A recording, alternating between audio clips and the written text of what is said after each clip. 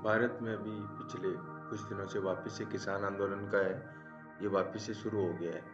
तो इसके पीछे क्या मेन कारण क्या है और क्यों ये किया जा रहा है? क्योंकि अभी कुछ साल पहले भी काफ़ी टाइम तक चला था और काफ़ी टाइम तक ये लोग सड़क घेर कर बैठे रहे थे और देश के जो आम नागरिक हैं उनको इनकी वजह से बहुत ज़्यादा परेशानियों का सामना करना पड़ा था। परंतु ये लोग बार-बार ऐसा क्यों करते हैं? इसके बारे में आज थोड़ा-सा बात करते हैं।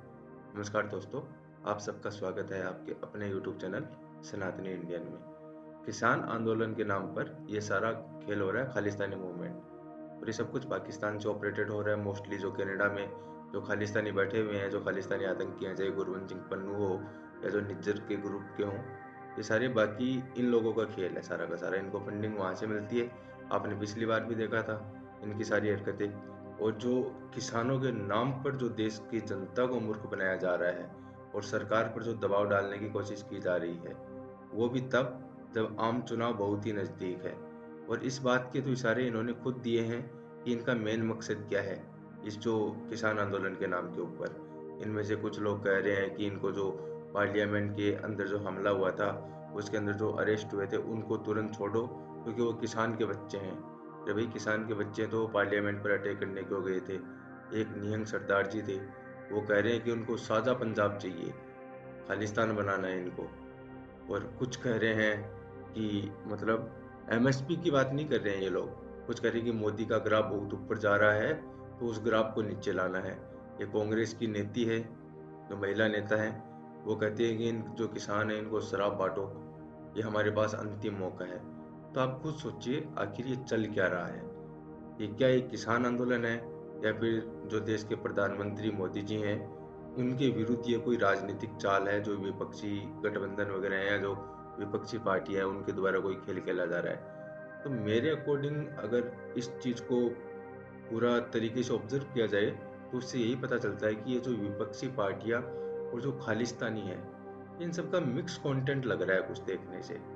क्योंकि इनको पैसा भी अच्छे से मिल रहा है। आप एक बात बताइए, जो किसान आम किसान है, मैं भी पंजाब में काफ़ी घूमा हूँ, मैंने भी देखा है वहाँ के जो आम किसान है जो खेत में काम करते हैं, उनके पास इतने पैसे नहीं है कि वो 3-3 करोड़ की गाड़ियाँ लेके घूम सकें। उनके पास एक ट्रैक्टर होता है और वो अपने ट्रैक्टर से अपने खेतों के अंदर काम करते हैं। बाकी इतनी इतनी गाड़ियाँ ये उनके पास हैं जिनके या तो बच्चे बाहर रहते हैं, बाहर चाहे वो वहाँ पे रेस्टोरेंट के अंदर बर्तन धोए चाहे वॉशरूम साफ करे। और यहाँ पे तो ना कि करेंसी का फ़र्क पड़ जाता है तो पैसे ज़्यादा आ रहे हैं उधर। तो पैसा उनके पास है ना तो वो लोग गाड़ियाँ खरीदते हैं और वो दिखावा करते हैं। तो जो आम किसान है उनके पास इतनी गाड़ियाँ नहीं हैं। और मेरी बात पर आपको विश्वास नहीं है कि इतनी लग्ज़री गाड़ियाँ आम किसानों के पास पंजाब में नहीं हैं, तो आप खुद जाके विज़िट कर लीजिए। जो आम प्रॉपर जो गाँव का जो देहात का पंजाब है, वहाँ पर जाके आप खुद चेक कर लीजिए, ये सारी चीज़ें आपको पता चल जाएगा। तो ये सारा खेल है ना पॉलिटिकली ऑपरेटेड है।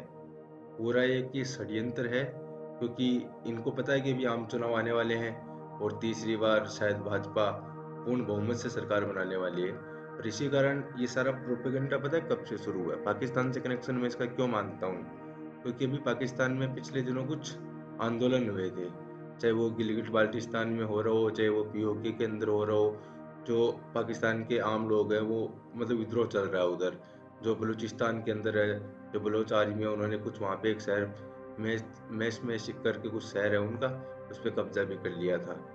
तो लगता है कि वो वाला खेल जब पाकिस्तान के अंदर हुआ है तो उनको लगा कि अगर हमारे वाले मैटर से अगर हटाना है दानिया, इंडिया में भी ये चीज़ होनी चाहिए। क्योंकि आपको पता है पाकिस्तान तो हर एक चीज़ का इल्ज़ाम इंडिया के ऊपर ही लगाता है अगर उनके यहाँ पर कुछ भी हो रहा हो तो।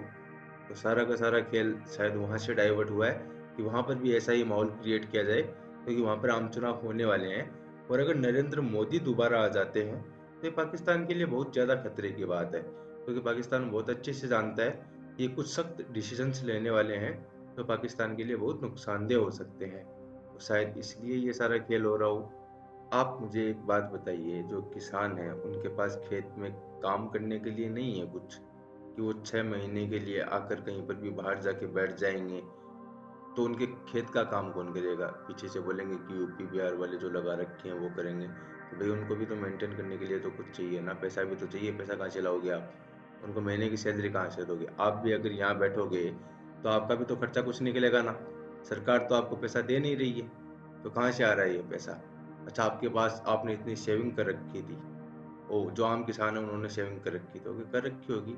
सेविंग पर इतनी भी ज़्यादा नहीं होती कि 3-3, 4-4, 5-5 करोड़ की गाड़ियाँ लेके आए। फिर अच्छा, गाड़ियाँ ले ली, तो गाड़ियाँ तो मोस्टली ज़मीन बेच के ले ले रखी है, जहाँ तक मैंने देखी है जिधर भी, या फिर जिनके पास पैसे ज़्यादा हैं, मोस्टली ज़मीनों के कारण ही है।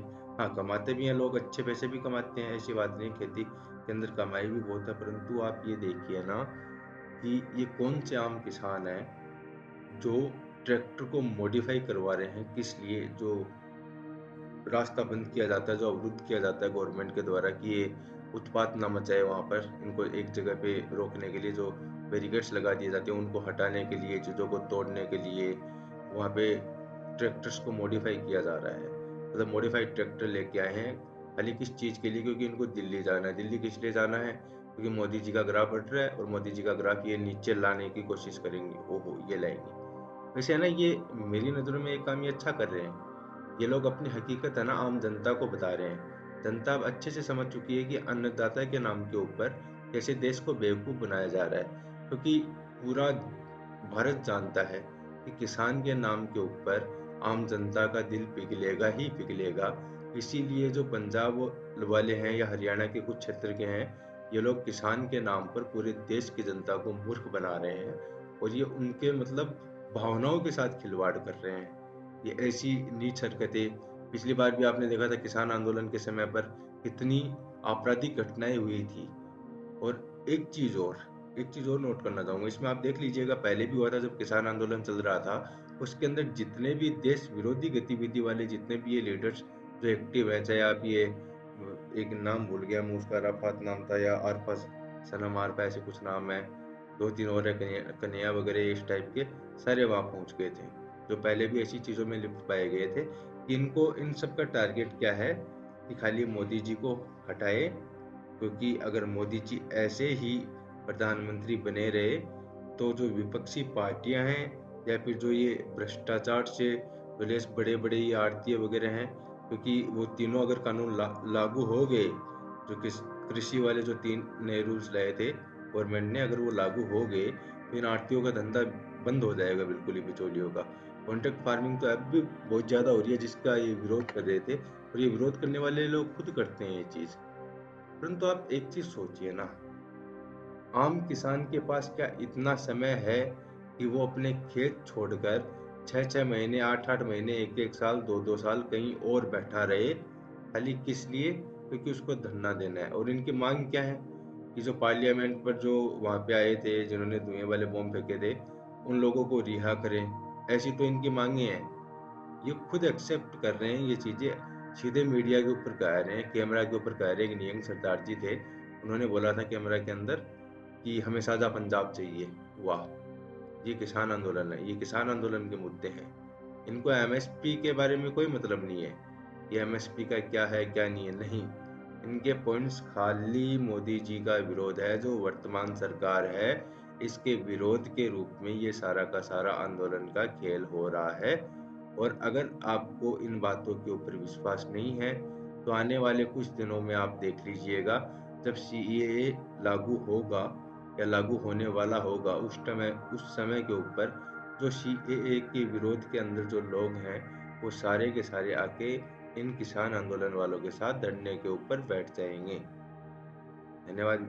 अगर आपको वीडियो अच्छा लगा हो तो वीडियो को लाइक कीजिए, शेयर कीजिए और चैनल को सब्सक्राइब कीजिए। जय श्री राम।